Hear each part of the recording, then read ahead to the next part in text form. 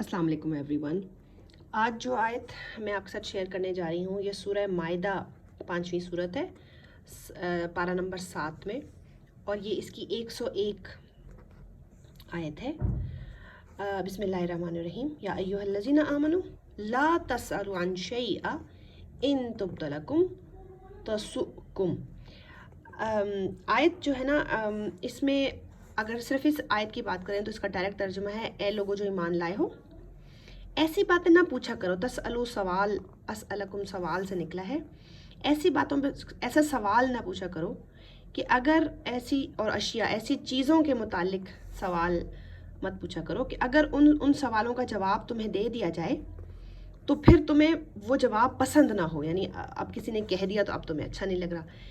लेकिन अगर ऐसे सवाल पूछोगे उस वक्त जबकि अल्लाह बात कर रहा है, कुरान नाजिल का मतलब होने का मतलब ये है कि अल्लाह हुक्म दे रहा है, अल्लाह बात कर रहा है, तो ऐसी युनज़ल कुरान के वक्त, कुरान के नाजिल होते वक्त अगर ऐसे सवाल पूछोगे फिर अल्लाह जवाब दे देगा।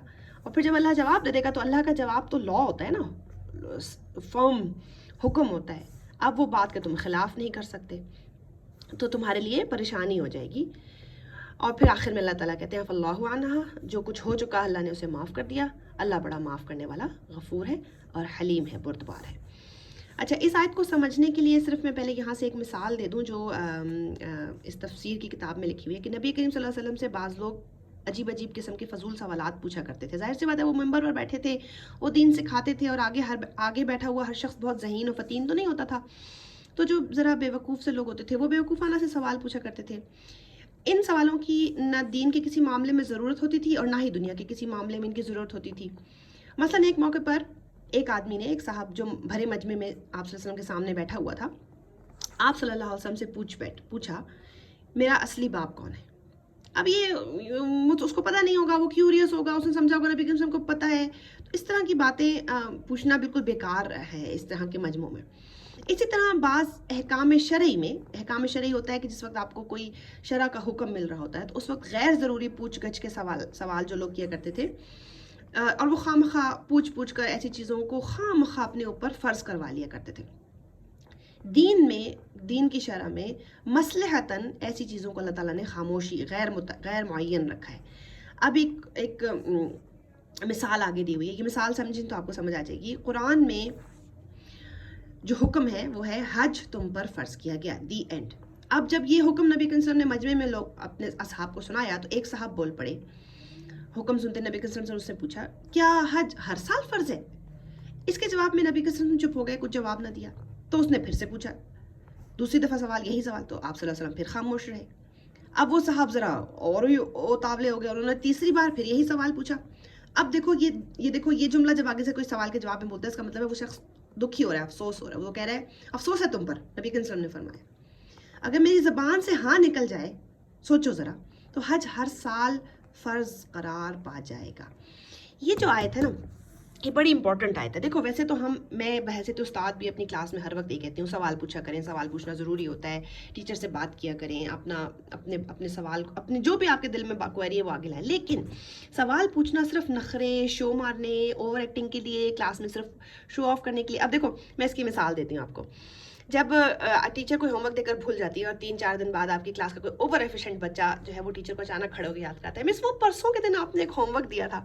मिस को याद आ जाता है और मिस वो होमवर्क वापस रिइंफोर्स करती है, और फिर उसके बाद सारे जो है क्लास वाले आप उस बच्चे पर गुस्सा हो रहे होते हैं। ठीक है, सो हमारे यहाँ ये बात बहुत इंपॉर्टेंट है। असल में इस बात की जड़ जो बनती है ना, वो इस तरह बनती है कि जिस शख्स का जो दिल है ना वो उस बात के लिए पक्का नहीं होता ना, यानी मैं अगर काम करने के लिए राज़ी नहीं हूँ तो मैं गैर ज़रूरी सवाल करूँगी क्योंकि मेरा दिल उस काम पर नहीं मान रहा। मिसाल से समझते हैं इस बात को। एक छोटा बच्चा, उसको माँ कहती है उठो नमाज़ पढ़ो, तो जब वो माँ कहती है उठो नमाज़ पढ़ो तो वो उसका दिल नहीं करा नमाज़ पढ़ने का। वो आपने नोट किया वो क्या करता है, वो फ़ौरन माँ से निकम्मे सवाल, मम्मा आपने परसों मुझे कहा था, याद है कि वो किचन में यूँ पड़ा है, ये फ़लाँ यूँ था, यूँ कर लें। वो निकम्मे सवाल पूछना शुरू हो जाता है। तो बेसिकली बात ये है कि जब आपका दिल श्योर नहीं होता तो ऐसा, एक तो वैसा बंदा जो है वो निकम्मे सवाल पूछता है। फिर दूसरा, کون بندہ نکمے سوال پوچھتا ہے؟ جس کی اپنی نالج عقل کم ہوتی ہے. تو اس میں ایک جو کئی راز اس آیت میں مضر ہیں، اس میں سے ایک راز یہ بھی ہے کہ پہلے تو اپنی نالج کلیئر کریں. سوال ضرور پوچھیں، مگر سوال پوچھنے سے پہلے ایک دو بار سوچ لیں کہ جو سوال آپ پوچھنے والے ہیں کیا اس سے آپ کی معلومات میں اضافہ ہوگا، کیا اس سے باقی آڈینس کی معلومات میں اضافہ ہوگا، کیا وہ سوال آپ کو صحیح جانب لے کر جائے گا. یہاں جو قرآن میں اللہ تذکرہ فرما رہے ہیں نا، اگر اس ایک آیت کے پچھلی والی آیت آپ دیکھیں نا، یہ 101 آیت کے پیچھے 100 نمبر کی جو آیت ہے، اس میں اللہ جو ہے وہ خبیث اور طیب، یعنی بیسیکلی اللہ جو بیان یہاں فرما رہے ہیں وہ حلال حرام یا پاک، اور خبیث اور طیب ہوتا ہے ناپاک اور پاک.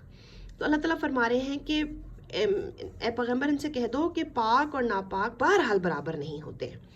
تو دنیا میں ایسی بہت ساری چیزیں ہمیں ملیں گی جو پاک ہوں گی، ناپاک ہوں گی. بہت ساری چیزوں پر قرآن یہاں پر تفسیر کی کتاب میں آگے لکھا ہے کہ بہت ساری چیزوں میں جب اللہ تعالیٰ حکم فرمانے لگتے ہیں تو بہت ساری چیزوں میں اللہ کا حکم بالکل واضح ہوتا ہے، چیزوں کو حرام کرا دیا جاتا ہے. بہت ساری چیزوں میں اللہ کا حکم بالکل واضح ہوتا ہے، چیزوں کو حلال کرا دیا جاتا ہے. لیکن بہت ساری چیزوں پر دین ہمارا خاموش ہوتا ہے، اور اس کی وجہ یہ ہوتی ہے کہ آپ کچھ چیزوں کو اللہ تعالیٰ نے وہ وقتی طور پر وہاں فیصلہ کرنے کے لیے چھوڑا ہوا ہے. تو وہاں ایسے موقعوں پر اگر آپ بے تحاشا سوال پوچھیں گے تو حکم اللہ کے لیے لگانا تو مشکل نہیں ہے، اللہ ایک لمحے میں حکم لگا دے گا.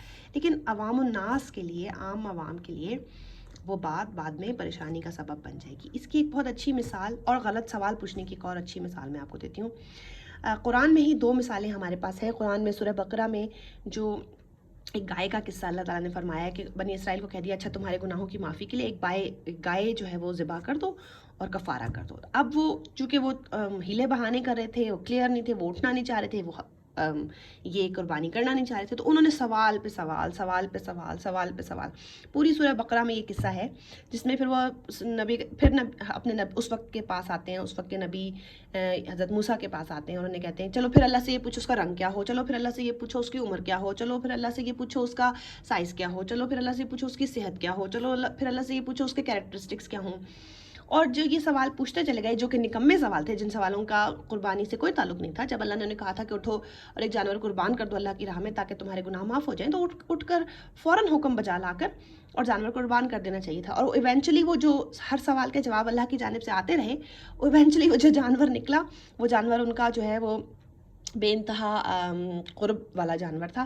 اس کہانی کے بیک پر بھی بہت لمبی کہانی ہے کہ بیسیکلی اللہ تعالیٰ نے یہ حکم کیوں دیا تھا، کیونکہ وہ اس گناہ یہ تھا کہ وہ بچڑے کی عبادت میں لگ گئے تھے، اور بچڑے کی محبت دل سے نکالنے کے لیے جو ہے وہ اللہ نے ان کو حکم دیا کہ جانور قربان کرو. سو یہ بھی وہی مثال ہے کہ اتنے بے تحاشا فضول سوال پوچھ کر کام کو جو ہے وہ مشکل بنا رہی ہے. پھر ایک اور مثال قرآن میں جو ہے وہ ہمارے پاس سورہ کہف میں ہے. جب ہم سورہ کہف پڑھتے ہیں تو اللہ تعالیٰ نے خود ہی بیان کر دیا کہ جب سورہ کہف لوگ پڑھیں گے اور اصحاب کہف کا واقعہ پڑھیں گے تو دنیا اس بات میں جو ہے وہ ریسرچ کرنے لگ جائے گی کہ وہ کتنے لوگ تھے، ان کی کیا عمریں تھیں، وہ کون سا علاقہ تھا، وہ کون سا غار تھا، ان کا کتا کس رنگ کا تھا، وہ وہاں کتنا عرصہ سوئے، کتنے سال سوئے، کتنے دن سوئے، کس طرح سوتے تھے.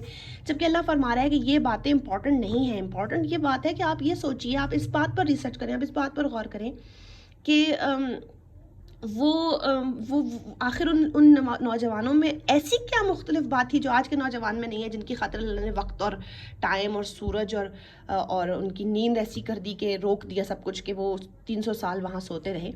آخر ایسا کیا تھا، ان کی پرزیورنس کیا تھی، ان کی ڈٹرمنیشن کیا تھی، ان کے فیتھ کا لیول کیا تھا، ان کے ایمان کی طاقت کیا تھی. اور یہ سوچیں، اس بات پر غور کریں کہ ان لوگوں کے لیے اللہ تعالیٰ نے اپنے فزکس کے رول اور اپنے دنیا کے قانون کیوں بدلے. لوگ جو ہیں وہ غلط طرف سوالوں میں اور غلط باتوں میں لگ جائیں گے. سو اس سے کئی معنی نکلتے ہیں.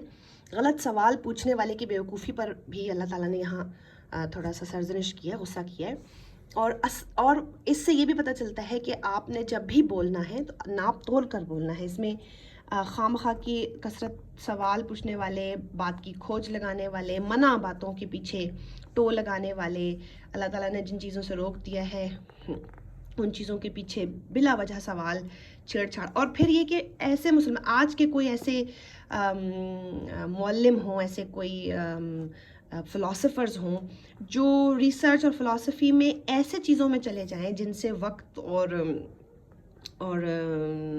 لوگوں کی انرجیز، لوگوں کی ریسرچ، لوگوں کی ایفرٹ سب ضائع ہونے لگیں، اس سے بھی منع کیا گیا ہے. یہ اور وہ سارا گناہ پھر اس شخص کے بدلے کہ جس سے پوری کی پوری قوم جو ہے وہ بری طرف دوسری طرف نکل جائے.